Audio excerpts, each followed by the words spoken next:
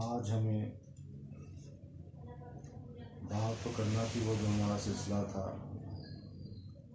दरमियान में तवील वक्फा आ गया। हम जो नेशनल और इंटरनेशनल सेलिब्रिटीज़ हैं उसके एक सिलसिला वार गुफ्तगू कर रहे थे, लेकिन आज दरमियान में एक बहुत ही अंधोनाक इंसिडेंट, हादसा मोटरवे वाला पेश आ गया। तो उस सिलसिले में बात क्या है कि रोना, एक कथारसिस, एक फरियाद करना मकसूद है। सबसे पहले हाथ जोड़कर पूरी कौम की तरफ से बतौर इंसान मुसलमान हम सब उस इज़्ज़त माब, शराफत माब, तक़द्दुस माब बहन, बेटी, माँ के साथ वो जो हादसा रूनुमा हुआ है उस पर तहे दिल से माफ़ी के तलबगार हैं। आज हम सबको इस पर जितनी भी शर्मिंदगी महसूस हो वो कम है, और इसकी कंपनसेशन तो कोई क्या कर सकता है, लेकिन सच्ची बात यह है कि हमें बतौर पाकिस्तानी मुसलमान और बतौर कौम और बतौर समाज के हम सब इस बहन के, इस बेटी के, इस मोहतरम खतून के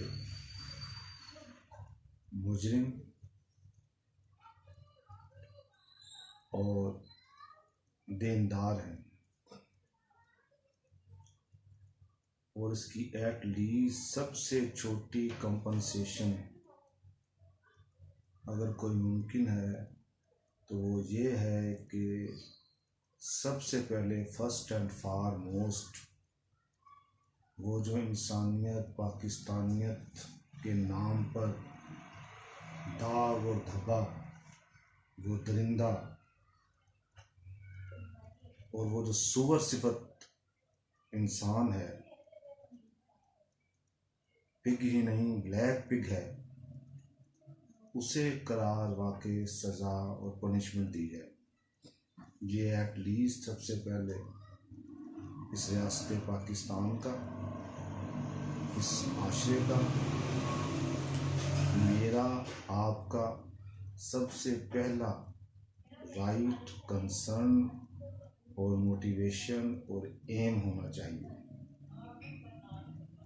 ये एट लीस्ट कंपनसेशन तो मैंने बताया उस खतून के इस नुकसान की, इस डैमेज की कोई है ही नहीं, लेकिन एट लीस्ट जो रियासत पाकिस्तान, ये माशरा, ये कौम कर सकते हैं ये हो सकती है। दूसरा पॉइंट इसमें यह है, सबसे पहले वो जो लाहौर का CPO है, मैं हैरान ये हूँ कि वो शख्स इतना गैर जिम्मेदाराना स्टेटमेंट देने के बाद भी अभी तक एज इट CPO लाहौर है। वो अभी तक सस्पेंड क्यों नहीं किया गया, उसे मुअत्तल क्यों नहीं किया गया, ये समझ से बाहर है। और उसे सस्पेंड करना इसलिए बहुत लाजमी और ज़रूरी है कि अभी तक उसे, मेरा ख्याल है उनकी रिटायरमेंट की भी एज करीब है। अब मैं क्या करूं, उम्र के हिसाब से वो बुज़ुर्ग और एक अंकल का स्टेटस रखते हैं, तो मुझे ऐसे अल्फाज इस्तेमाल करते हुए अपनी तहजीब, अपनी तरबियत के ख़िलाफ़ महसूस होता है। लेकिन क्या करें, उन्हें अभी तक इस ओहदे के बावजूद, इस एज में बाप और CPO लाहौर के फ़र्क की समझ नहीं आई। तो उन्हें जब तक ये समझ नहीं आ जाती कि एक स्टेटमेंट जब देना है तो फर्स्ट एंड फॉरमोस्ट जो आपकी एज ए सीपीओ ड्यूटी है उस लिहाज से अपनी ड्यूटी भी अदा करें और उस लिहाज से अपना स्टेटमेंट भी दें। तो जब ये फ़र्क आपको मालूम हो जाए कि एक वाप और सीपीओ लाहौर में क्या फ़र्क है, उस वक्त तक इन्हें मुअत्तल ही रखा जाए। तीसरा पॉइंट इसमें समझने वाला ये है कि अब ये चीज़ हो गई तो इसका सलूशन क्या है। इस हादसे, इस इंसिडेंट को, इस जुल्म को जब हो जाए तो इसे एटलीस्ट जो इंसानी ह्यूमन लेवल के ऊपर जो इसकी कंपनसेशन है वो क्या है और कैसे की जाए, और आइंदा से इसका तदारुक कि ऐसा कभी होने ना पाए उसका क्या हल है और क्या करना चाहिए। उसमें दो अहम पहलू हैं। सबसे पहले ये कि जब कोई जुर्म हो जाता है तो उस जुर्म की लॉ ऑफ द लैंड में जो उसकी लीगल पनिशमेंट है वो दी जाए। ये सबसे पहला इमीडिएट फौरी सलूशन है। जब जुर्म हो जाता है तो मुजरम का जुर्म साबित होने के बाद सिर्फ और सिर्फ उसे सज़ा दी जाती है उसके जुर्म की नोयत के ऊपर, जो लॉ के अंदर स्टेटेड और वेल रिटन है। और चूंकि ये जुर्म पाकिस्तान में हुआ है और लॉ ऑफ लैंड कुरान और सुन्नत है, ये हमारी पार्लियामेंट में और कुरान और सुन्नत में और इस्लाम में ऐसे जुर्म को हराबा के तहत ट्रीट किया गया है। हराबा मीन्स दहशतगर्दी, फसाद फिल अर्द के तहत जब कोई जुर्म किया जाए तो वो खाली रेप नहीं रहता बल्कि वो हराबा और फसाद फिल अर्द में आता है और उसकी सज़ा सूली देना और मुखालिफ सिमत में पब्लिक के सामने उस शख्स को कत्ल करना है, उसके हाथ पांव काटना है। और ये इंतहाई नेचुरल, बड़ा रैशनल, बड़ा इमोशनल एंड ह्यूमन बीइंग की फीलिंग के मुताबिक है कि जिस दरिंदे ने लोगों को हरास किया है पब्लिकली सबके सामने, तो उस जुर्म की सज़ा भी पब्लिकली सबके सामने दी जाए ताकि वो जो उसने लोगों को हरास करके ये बताया है कि तुम्हारी रियासत, तुम्हारे माशरे, तुम्हारी वैल्यूज़ की ऐसी की तैसी, तुम्हारे कानून की, तुम्हारे अदालतों की, मैं ये करने जा रहा हूँ, कौन है माई का लाल, कौन है पाटे खान जो मुझे रोकता है।